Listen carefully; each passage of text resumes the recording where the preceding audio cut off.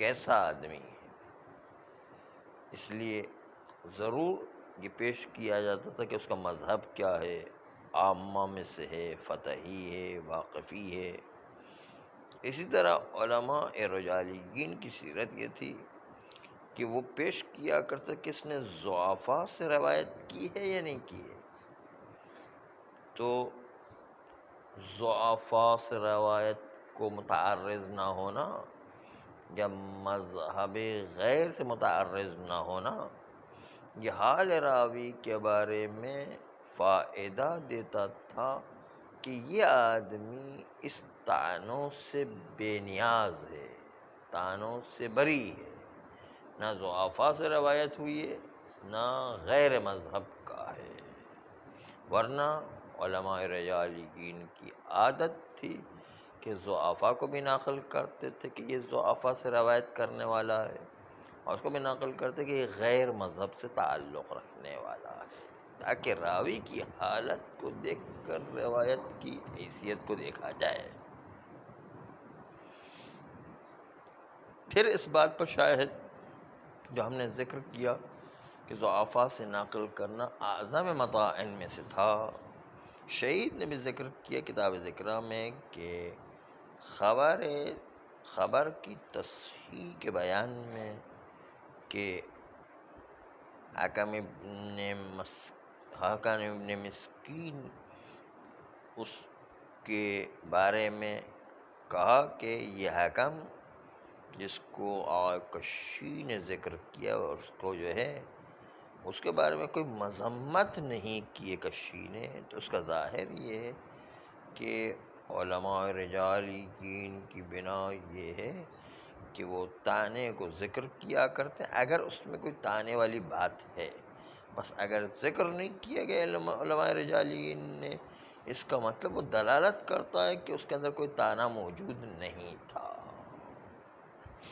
علامہ ہلنی نے کتاب خلاصہ میں ترجمہ احمد ابن اسماعیل ابن سمکہ ابن عبداللہ کے بارے میں کہا کہ عربی من اہل قوم، اہل قوم میں سے تھا لیکن عربی تھا، وکان من اہل الفضل والادب والعلم، اور یہ صاحب فضل و ادب و علم تھا، اعلان قال ولم ينص علماؤنا علیہ بتعدیل، اور ہمارے علماء نے احمد ابن اسماعیل کو کوئی عدالت کی سند نہیں دی، عدالت پر نص نہیں کیے، ولم یروى فیہ جرح، اور اس میں کوئی جراحت بھی، کوئی عیب بھی ذکر نہیں کیا، بل اقوى قبول و روایت، تو اقوی ہے کہ اس کی روایت قبول کرے، کیونکہ اگر کوئی اس میں خرابی ہوتی تو علم رجالیین ضرور ذکر کرتے، کیونکہ یہ علم رجالیین کے ماہرین کا طریقہ ہے کہ کوئی عیب ہے تو وہ ڈھونڈ کر کے بھی ذکر کیا کرتے ہیں، جبکہ ہم دیکھتے ہیں کہ یہ آدمی عیب بیان کرنے سے سالم ہے، السلام علیکم، بس اس لیے اس کی روایت کو قبول کیا جائے اگرچہ کہ تعدیل کی تصریح موجود نہیں۔ بس یہ عبارت ہمیں رہنمائی کرتی کہ اصل یہ ہے کہ جب ہم کسی کے ترجمے میں کوئی عیب دار چیز مذمت والی نہیں دیکھتے ہیں تو اس کا مطلب یہ کہ وہ ثقہ ہے۔ عیب دار نہ ہونا یہ ثقہ پہ دلیل ہے، کیونکہ رجالیین کی پوری کوشش یہ ہوتی کہ راوی کی صحیح پوزیشن اور صحیح حالت یا صحیح مذہب یا صحیح اس کا طور طریقہ لوگوں کے سامنے آئے، تاکہ اس روایت کی کیفیت کو تولا جا سکے وہ کتنی اہمیت والی حدیث ہے۔ تو وہ ایک ایک باریک بینی کو تلاش کر کے بھی لکھا کرتے ہیں کہ اگر اس میں کوئی عیب ہے تو سامنے والے کو پتہ چلنا چاہیے کہ عیب ہے یہ، اور پھر اس کے حساب سے پھر روایت کو لے۔ یہ تھا راوی کے وثاقت کے تشخیص کا ایک طریقہ کہ جب مذمت نہیں آئی ہے، طعنہ نہیں آیا، تو اس کا مطلب ثقہ ہے۔ یہ جو ہے طریقہ وثاقت کو کشف کرنے کے طریقوں میں سے ایک طریقہ یہ کہ جب رجال کے ماہرین کے پاس ان کا کوئی طعنہ موجود نہیں ہے، کوئی ضعف موجود نہیں ہے، کوئی مذمت موجود نہیں ہے، اس کا مطلب یہ کہ قابل قبول ہے۔ تبھی تو ایک طریقہ تو یہ کہ ان سے کثرت کے ساتھ روایت نقل کی گئی ہو، تبھی تو اس پر جو ہے بھروسہ کر کے اتنے اجلہ نے روایت نقل۔ ایک طریقہ ہے کہ مذمت اس کے بارے میں نہیں آئی ہے، اس مذمت کے نہ آنے سے کچ کریں گے یہ قابل اعتبار تھا، ورنہ جی جی وثاقت ہے نا، عدم اصل عدم لے رہے ہیں ہم۔ ہاں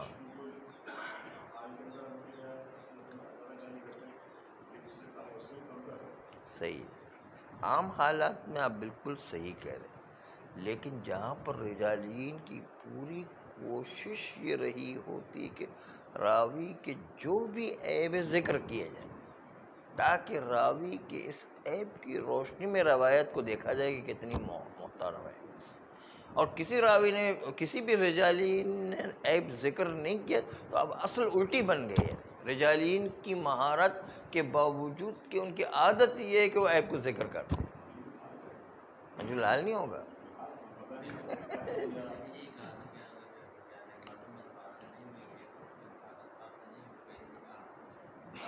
ٹھیک ہے لیکن وہ صحیح ہے، عام حالات کے دیکھیں جب ایک عادت بن گئی ہے، جب ایک طریقہ بن گیا، جب ایک روش بن گئی ہے کہ رجالین جس راوی میں جو عیب ہوا کرتا وہ ذکر کرتے ہیں تاکہ روایت کی کیفیت لوگوں کو پتہ چلے۔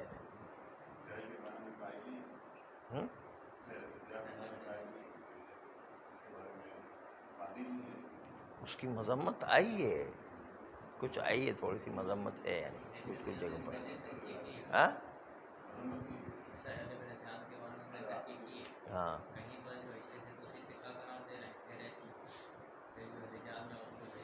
ہاں ضعیف قرار دینا، ضعیف کچھ جگہوں پر ضعیف قرار دیا ہے اس کو۔ ہاں وہ تو یہ آخمینی والے طریقہ اختیار کیا، یہ آخمینی کا جملہ ہے فصال۔ ہاں یہ جو آخمینی بھی یہی کہا گیا فصال سائلوں نے، لیکن جو ہے سائل کے بارے میں ضعف کی باتیں بہت آئی ہیں یعنی ہاں ضعف آئی ہے، لیکن ضعف کے باوجود بھی چونکہ کثرت کے ساتھ ان کی جو ہے روایت اجلہ نے نقل کی ہے، اس لیے اس کو اعتبار کے اس میں لے کر آئیں، اور اس میں یہ کہا ہے کہ یہ شخص اگرچہ کہ ضعف کے بارے میں کافی علماء نے کہا ہے لیکن اس کے باوجود جو ہے یہ آدمی جو ہے اس لیے کہ چونکہ اتنی ساری روایتیں ہو نہیں سکتا کہ امام سے نقل کرو، اتنی محکم متقن روایت نقل، تو یہ خود امام کے شاگردوں میں سے ہونے کے باوجود جو ہے اس طرح نہیں کر سکتا ہے۔ ہاں یہی تو پھر بھی ضعف نقل ہوا ہے نا، کچھ لوگوں نے ضعف نقل کیے تبھی تو اس کو چھوڑ دیا، زیادہ تر لوگوں نے چھوڑ دیا اسی ضعف نقل ہونے کی وجہ سے۔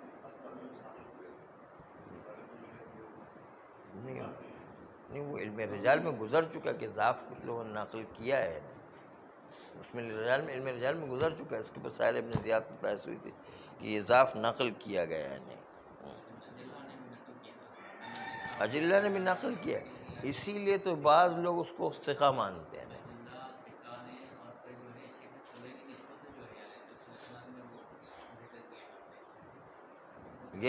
یہ دلیل ہے اس کے ثقہ ہونے کی، لیکن ضعفاء کے طور پر اس کو ذکر بھی کیا گیا ہے، تو اب یہ ایک طریقہ ہے کہ ثقہ کشف کرنے کا جو اجلہ نے نقل کیا، تو دوسری طرف سے اگر کسی کی مذمت نہیں آئی ہے، دیکھیں اب پہلے اس اصول کو مد نظر رکھیں کہ رجالین کی جب عادت بن جائے، طریقہ بن جائے، سلیقہ بن جائے کہ ہر راوی میں کوئی بھی ضعف موجود ہے، کوئی بھی خرابی موجود ہے، وہ ضرور ذکر کریں گے تاکہ راوی کی حیثیت کو دیکھ کر روایت کو لیا جائے۔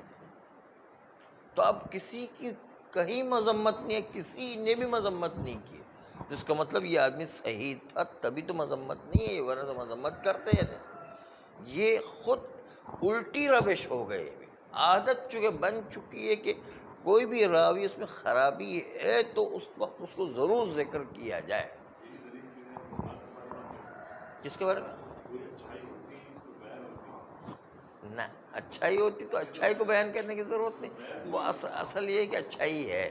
اصل انسان کو اچھا سمجھنا ہے۔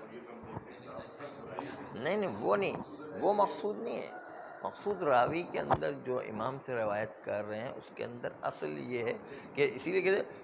حمل و فعل المسلم علی الصحت، مسلمان کے فعل کو صحت پر حامل کرنا، یہ اصل ہے پہلے بنیادی طور۔ ہاں اگر جو ہے جب جو ہے خرابی دیکھتے ہیں تو خرابی کے خلاف ہم جو عمل کرتے ہیں، لیکن جہاں پر ایک اصل یہ بن گیا ہے کہ اگر جو ہے کسی میں عیب ہوتا ہے تو ذکر ضرور کیا جاتا، اور اتنے سارے رجالین میں سے کسی نے بھی نقل نہیں کیا، تو اس کا مطلب کچھ تھا ہی نہیں، خامخواہ جو ہے۔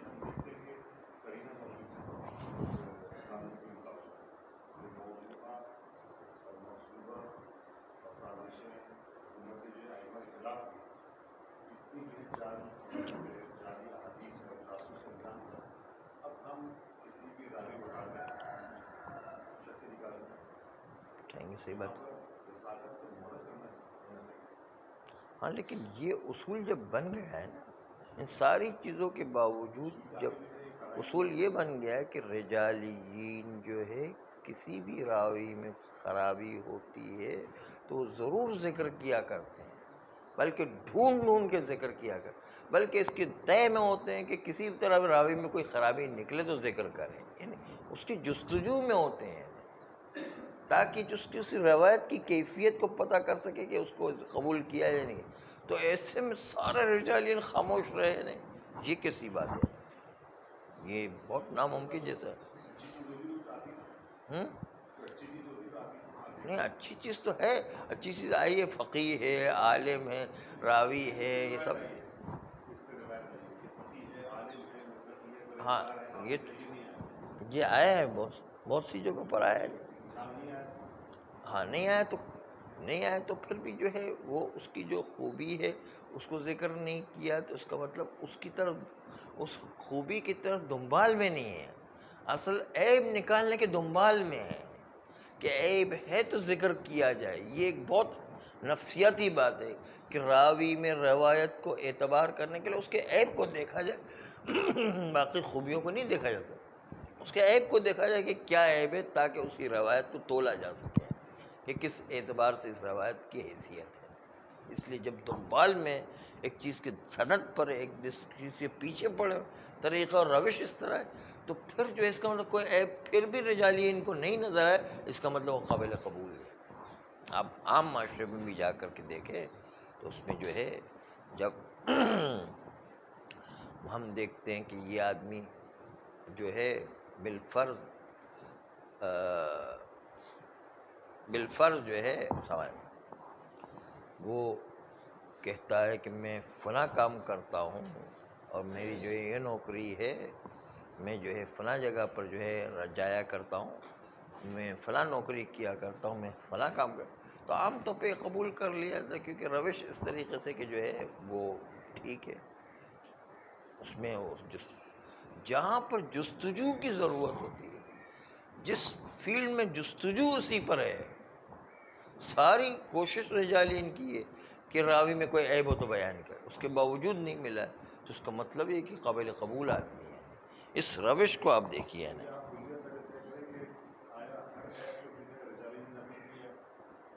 رجالین جو چیز ثقہ ہونے سے مربوط ہوتی ہے،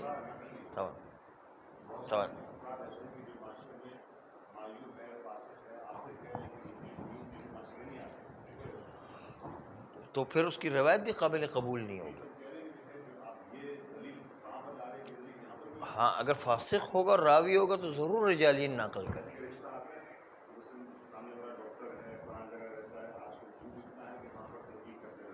ہاں وہاں تحقیق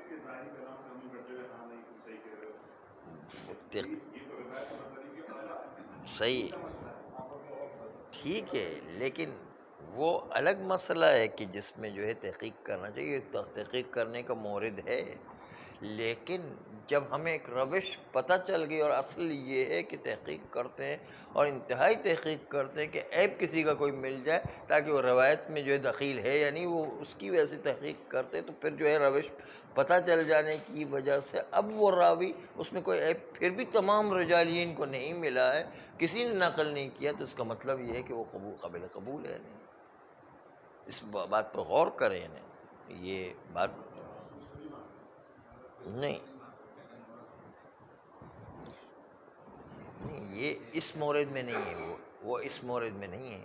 وہ کچھ اور بات ہے۔ وہ اس بات پر ہے کہ کسی ایک شخص کے بارے میں اس طرح ہو کہ وہ پتہ نہیں چل رہا ہو،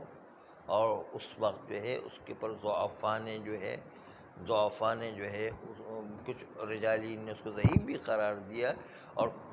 زیادہ تر راویوں نے اس کو نقل بھی کیا، تو وہاں نہیں مانتے کہ اس کو معتبر قرار دی۔ لیکن یہ مورد جو ہے اس کو تو تمام مانتے ہیں، اس کو کوئی انکار نہیں کرتا کہ یہ اصل یہی ہے کہ راوی میں عیب کو تلاش کرو، اس کے باوجود عیب تلاش نہیں ہوا تو اس کا مطلب قابل قبول ہے۔